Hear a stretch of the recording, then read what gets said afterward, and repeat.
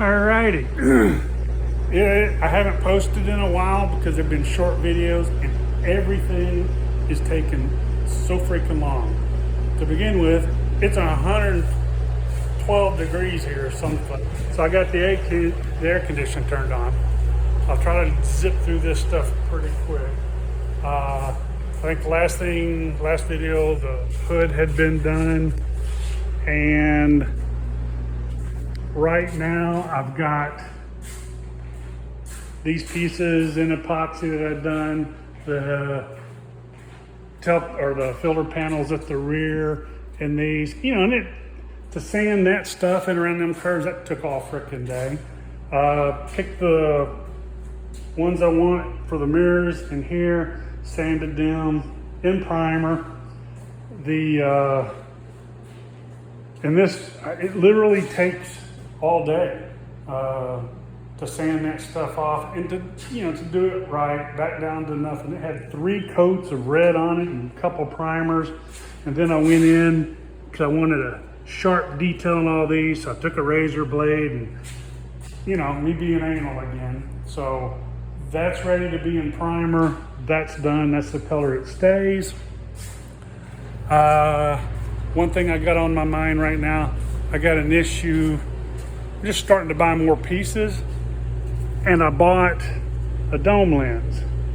And y'all know the original ones kind of look machined around the edge. They're not shiny. And the dome, or the light cover, is I thought I had one here, but it was crappy. It's kind of frosted. So I ordered one. The picture shows a close-up. Machine look. Well, it came in and it's got to go back because it's just this big smooth chrome thing, and the lens or the cover is damn near clear. You can see the bulb in it. No good. I got a few other things I had ordered in. I got new strikers, hood release. There's just a few small things, and I think everything else will be okay. I had to go down and get riv nuts and rivets because when I took the metal apart, show you real quick. When I took this off the shaker, you take the rivets out. So I got new rivets. I went through all my buckets, picked the best ones for the lights. And just in case you don't know, these are all different. And they're made to take high beam or low beam. The way you tell is it'll only fit on a high beam or a low beam, and then it only fits left or right. And it does that by this little pocket. See, there's those pockets in the middle, and that one up there, so you can look at it. That one basically has no pocket. That one goes upside down. That one has a pocket, no pocket. So if you just sit down and look at it, and I do it every time I go through, I'm like, hell, which one's which? That is how you tell that, because on the back of the bulbs, it's got nubs that fit in them. And if I remember, the outside lights are your high-low, and the inside are your high only. So you can tell where they go. Now another thing I did, I had to make a dozen trips, it seems like, down to the muffler shop, because a pretty good boy down there, he'll do things that I need done. They always, everybody's like, well, just bring the car down here and I'll do what I need to do. Problem is, I can't get the car there. I mean, I could wait and finish it, but Honestly, I watched them putting a exhaust system on a Mustang while I was standing there. Dude was trying to do something at the rear and ends up cooking the paint because he had a torch in underneath, and on a Mustang it shows there on the rear. Nice 65 fastback, I think.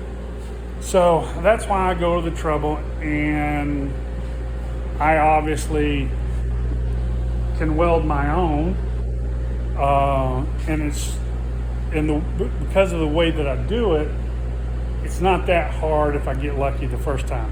So I use the original at the rear, the original Walker style bends, and then it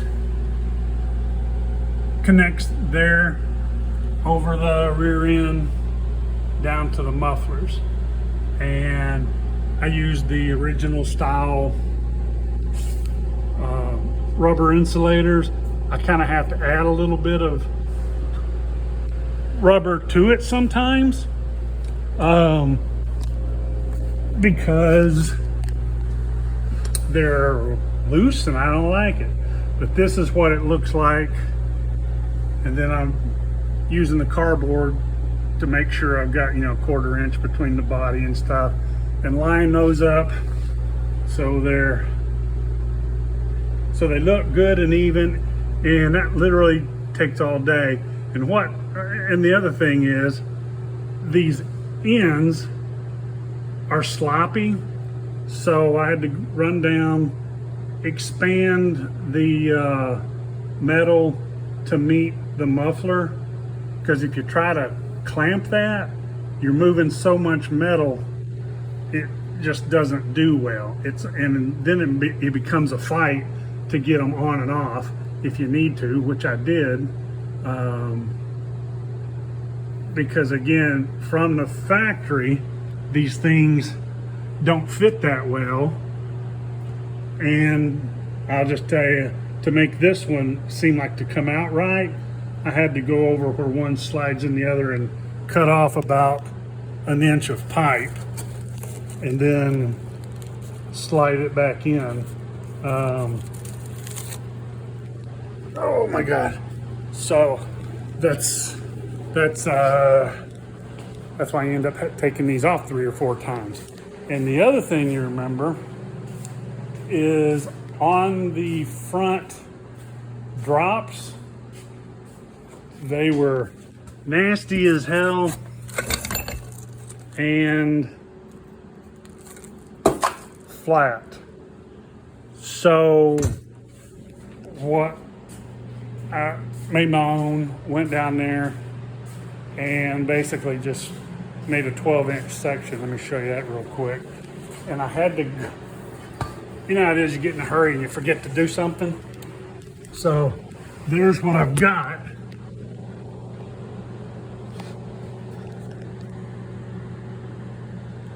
And then on the other side, so all I've got to do is fill in from, you can see the end of the muffler right there. I just gotta, and it runs almost straight all the way back to here and then does a little jog. And then usually right here past the cross member, I'll put in an H-pipe, cross pipe. And the reason this kept giving me fits is it's past 90. So where this comes down on the Pontiac, this is on the 400 at least, it's kind of aimed forward coming out of the exhaust. It's kind of hard to see, but it's not a 90. So to get this level, this came out, and I kind of had to keep bending it. So it's like, oh, I don't know, 5 degrees past the 90. And sorry about all the messing around. And finally got that straight. And I had to make another trip because for some reason I got home and only one of them was done. And I mean, as far as what did I do? Oh, expand the end of it or something. But you walk in there with 6 pieces and try to keep it straight. Anyway, I just forgot one, so it ain't that bad. I made a couple of trips. Damn, I think you're caught up. It was right there and there where those bolts are. That's where I put the hangers for the exhaust. And like I say, I'm doing all these other little things that seem to take so much time that, one other thing I did, and can't tell you why, it may have just been the humidity, but my sandblaster, I mean, I'm using it, tearing all the pieces apart, and all of a sudden it just quits. So it's original, the Harbor Freight type, and it's a simple tool. It's air goes in the end. It does nothing but suck sand, or because the Venturi effect here at the end and all that kind of stuff. And I'm just sandblasting away, doing my thing, and then I stopped for like 10 minutes, went and got some more parts, went back, and it just stopped. So I thought, okay, I got clogged. So I drained the sand. It had, there was a little piece of rubber in there or something. That's it. Put it all back together. Start it all up. Still doesn't work. Okay, I've got something in there. I pulled all the freaking hoses. Drained the sand again. It is absolutely nothing in it. Took it apart, put a new nozzle on, because maybe I thought, well, I've worn it out, nozzle's too big. I've been using this thing for freaking 14 years. Never had a problem.